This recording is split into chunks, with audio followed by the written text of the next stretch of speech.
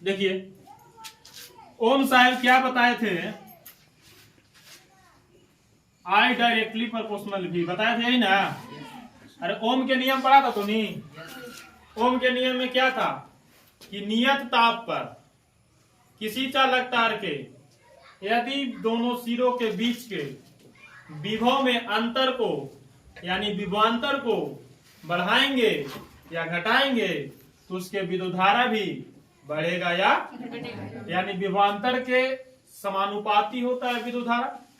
ओम साहब यही बतलाएं, यानी क्या होता है आई डायरेक्टली प्रोपोर्शनल भी, आई डायरेक्टली प्रोपोर्शनल भी। और यहीं से लाए थे भी बराबर आई। शॉर्ट में उनके नियम कोई पूछता है तो सीधे बोलते हैं यही बतिया। अब देखो इसी को ओम साहब कैसे सत्यापित किए वही हम बताने जा रहे हैं। सत्यापित करने के लिए क्या क्या किए बाबू, सत्यापित करने के लिए ओम साहब ने ये वो चालक तार लिया, एगो बैटरी लिया 20 वोल्ट का, एक स्विच लिया है, एगो परिवर्तनशील प्रतिरोध लिया। परिवर्तनशील प्रतिरोध कहने का मतलब क्या हुआ, उसके मान को हम घटा सकते हैं या फिर बढ़ा सकते हैं। और परिवर्तनशील प्रतिरोध को सूचित करने के लिए इसका ऐसे प्रयोग किया जाता है। परिवर्तनशील प्रतिरोध लिया, एक ए मीटर लिया, एक वोल्ट मीटर लिया और एक और प्रतिरोध लिया आर प्रतिरोध। यहां तक समझ में आ रहा है। अब देखो इतना मान लिया उपकरण, अब इसको जोड़ा, V वोल्ट के बैटरी को तार से जोड़कर और ए मीटर को कौन क्रम में जोड़ते हैं, श्रेणी क्रम में कि समानांतर क्रम में, कौन क्रम में, और वोल्ट मीटर को कौन क्रम में जोड़ते हैं। तो ए मीटर को विद्युत परिपथ में श्रेणी क्रम में जोड़ दिया और वोल्ट मीटर को विद्युत परिपथ में कौन क्रम में जोड़ा, समानांतर क्रम में जोड़ा। अब इसको जोड़ने के बाद जैसे ही स्विच को ऑन किया, जैसे ही स्विच को ऑन किया बाबू तो यहां से विद्युत धारा बहने लगेगा कि नहीं लगेगा। जैसे स्विच ऑफ है तो ये जो इलेक्ट्रिक सर्किट है वो इनकम्प्लीट है, पूरा कंप्लीट नहीं है, विद्युत परिपथ पूरा क्लोज नहीं है। हम जानते हैं कि विद्युत धारा का प्रवाह बंद परिपथ से होता है। जहां कट पिस हुआ, कटा, कनेक्शन छूटा, विद्युत धारा का प्रवाह नहीं होगा। जैसे ही स्विच को ऑन करते हैं बाबू, जैसे देखो बोला स्विच वा टूटा में देखना है, अभी ऑन किया होगा तो नीचे से छूट गया होगा एक जगह, ऑफ किया होगा था, और जैसे ही ऑन करेंगे तो सट जाता है, और जैसे ही सटा तो इससे होकर विद्युत धारा बहने लगेगा कि नहीं बहने लगेगा, बहेगा। आई विद्युत धारा बहने लगा। अब देखो क्या किया ओम साहब, उन्होंने क्या किया कि वो ग्राफ का पेपर लिया, यहां पे विद्युत धारा जैसे ही प्रवाहित हो रहा है तो ए मीटर का काम क्या है, अरे ए मीटर क्या मापता है, अब वोल्ट मीटर क्या मापता है, विभवांतर। परिवर्तनशील प्रतिरोध हम क्यों लगाए ऐसे देखो, जैसे ही विद्युत धारा प्रवाहित होने लगा ए मीटर कुछ मापेगा कि नहीं मापेगा, अरे कुछ विद्युत धारा मापेगा ना। अब वोल्ट मीटर इससे वोल्टेज ड्रॉप जो हो रहा है यहाँ पे इसके सिरों के बीच जो विभवांतर है उसको मापेगा कि नहीं मापेगा, मापेगा। अब क्या किए ओम साहब ने कि ग्राफ पेपर लिए, और ग्राफ पेपर लेने के बाद इस परिवर्तनशील जो प्रतिरोध है RH, इसका मान को कभी घटा रहे हैं कभी बढ़ा रहे हैं। ये क्यों, जब घटाएं तो प्रतिरोध का मान घटा तो उसके विद्युत धारा के मान में भी परिवर्तन होगा कि नहीं होगा। और जैसे ही विद्युत धारा के मान में परिवर्तन हुआ, जैसे मान लो कि इसको कम किए या बढ़ाएं तो विद्युत धारा की मान लो आई है, अभी कितना है, विद्युत धारा भी विभवांतर आई का विद्युत प्रतिरोध का मान क्या किए, चेंज किए, परिवर्तन किए, तो मान लो कि विद्युत धारा का मान कितना आया 5, और तो विभवांतर का मान कितना आया वहां पे तो 10। फिर क्या किए, फिर आर का परिवर्तनशील प्रतिरोध की मदद से प्रतिरोध के मान में चेंजिंग किए, इसका मान आया 10 और इसका मान कितना आया 20। फिर प्रतिरोध को चेंज किए तो विद्युत धारा का मान आया 15, अब इसका मान आया 30।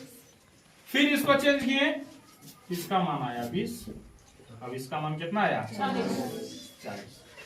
तो देखो तो जब प्रतिरोध का मान हम बदल रहे हैं तो विद्युत धारा के मान में बदलाव हो रहा है कि नहीं हो रहा है। मतलब ए मीटर जो हमको माप रहा है वो अलग अलग विद्युत धारा माप को दे रहा है कि नहीं दे रहा है। साथ ही साथ वोल्ट मीटर जो माप रहा है वो भी अलग अलग वोल्टेज दे रहा है कि नहीं दे रहा है। अरे दे रहा है ना। अब इन्होंने क्या किया, वो ग्राफ पेपर लिया। ग्राफ पेपर जानता है ना, क्या हुआ अक्ष होता है 2 गो, जो ऐसे रहता है क्षैतिज में उसको कौन अक्ष बोलते हैं, अभी वाला को वाई अक्ष, क्षैतिज रूप को एक्स अक्ष, उधर वाला को वाई अक्ष। ई कौन बिंदु होता है, अरे कौन बिंदु, ओरिजिन होता है, मूल बिंदु होता है। अब सुनो, मान लो वेग समय ग्राफ तो नहीं पढ़ा है 9th में, नहीं पढ़ा होगा तो देख लो। यदि ग्राफ ऐसे मिलता है बाबू, ऐसे सीधे स्ट्रेट लाइन, यदि ग्राफ से एक सरल रेखा प्राप्त होता है इस प्रकार, तो कहने का मतलब क्या है कि समय बढ़ रहा है तो v का मान भी क्या हो रहा है, बढ़ रहा है। यदि ग्राफ इस प्रकार प्राप्त हो रहा है वेग समय ग्राफ का, यदि ग्राफ इस प्रकार प्राप्त होगा तो t का मान तो बढ़ रहा है। देखो मैंने बढ़ेंगे तो t देखो जैसे ऐसे रहता है 1 2 3 4 5 6 2 4 6 8 10। देखो ऐसे ऐसे आएगा तब नहीं ग्राफ ऐसे प्राप्त होगा रे। देखो समय बढ़ रहा है तो विभव का मान भी बढ़ रहा है, विभव नहीं सॉरी, वेग का मान भी बढ़ रहा है कि नहीं बढ़ रहा है इसमें। ठीक उसी प्रकार इसमें क्या हो रहा है कि समय तो बढ़ रहा है सर, लेकिन वेग बढ़ रहा है। वेग देखो तो इतने ना है, और ऊपर आता तब ना वेग का मान बढ़ता। मतलब यदि t के समानांतर ग्राफ प्राप्त होगा तो समझो कि समय तो बढ़ रहा है लेकिन उस वस्तु का वेग नहीं बढ़ रहा है। और एक ऐसा ग्राफ होगा p और v में जो कि पॉसिबल नहीं है। क्यों पॉसिबल नहीं है? यदि ऐसा ग्राफ देगा पूछेगा किसके बारे में बताइए तो बोले कि ग्राफ पॉसिबल नहीं है। क्यों नहीं है से देखो, काहे कि समय संस्थिर रह सकता है कभी, देखो देखना में समय संस्थिर है कि नहीं है, लेकिन वेग बढ़ रहा है। ऐसा होगा कि एकदम समय रुक गया, 1 बज रहा था, अब आगे बढ़ ही नहीं रहा है, तो उस प्रकार के ग्राफ क्या होता है, पॉसिबल नहीं होता है। अब देखो यहाँ पे क्या किए, यहाँ पे ओम साहब एक्स अक्ष में क्या किए, विभवांतर को लिए। ये भी का मतलब विभवांतर है, हम एक समय ग्राफ से समझा रहे थे। क्या किए हैं, विभवांतर को लिए, और ई वाला में क्या लिए, विद्युत धारा के लिए। विद्युत धारा के लिए 10 20 30 40 5 10 15 20। अब देखो इसमें आओ टेबल में, आई 5 है तो v का मान कितना है, आई के 5 के सीधे जाएंगे और v के ऊपर सीधे जाएंगे, और जहां कटेगा वह बिंदु ना 5 10 होगा। अरे होगा नहीं, 10 5 होगा, काहे कि एक सच यहाँ किसको लिए हैं, अरे 10 5 होगा कि नहीं होगा।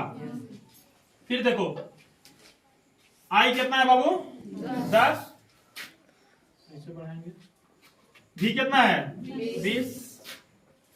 20 के सीधे गए, ये ना हो गया, ये हो गया 20 10। समझ में आ रहा है। अब देखो अब की आई का मान कितना है 15, ऐसे। अब v का मान कितना है 30, यहाँ पे लिए, ये हो गया 30 और 15। अब की आई का मान कितना है, अरे कितना है 20, और v का मान कितना है 40, v का मान कितना है 40, ठीक कितना हो जाएगा 40 और 30। अब जब इसको सब बिंदु प्राप्त हो गया ना, अब इसको जब मिलाएं तो देखो तो वो सरल रेखा प्राप्त हुआ। और अभी हम एक समय ग्राफ में बताए थे कि यदि सरल रेखा प्राप्त होता है, कहने का मतलब है कि समय बढ़ रहा है तो भी बढ़ रहा है।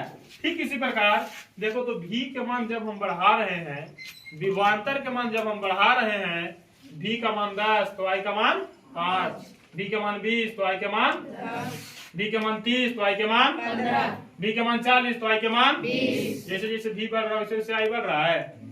अच्छा घटाएंगे, भी के मान 40 तो आई के मान 20, भी के मान 30 तो आई के मान 15, भी के मान 20 तो आई के मान 10, भी के मान 10 तो आई के मान 5। देखो तो घटाए तो घट रहा है। और अभी हम बताए थे कि ओम के नियम में क्या बताए थे, आई डायरेक्टली प्रोपोर्शनल भी। यदि भी बढ़ाएंगे तो आई का मान और भी घटाएंगे तो आई का मान घटेगा। ये ग्राफ हमको क्या बता रहा है बाबू, ये ग्राफ हमको बता रहा है कि भी का मान बढ़ा रहे हैं तो आई का मान भी, और भी का मान घटा रहे हैं तो आई का मान भी। कहने का मतलब है कि ओम के नियम यहाँ सत्यापित हुआ कि नहीं हुआ। ओम साहब यही बताए थे और उस नियम को इस ग्राफ की मदद से साबित हो गया। समझ में आया? इसको उतारिए फिगर को। ये भी हो गया विभवांतर, अभी हो गया आई विद्युत धारा। देखिए हो गया।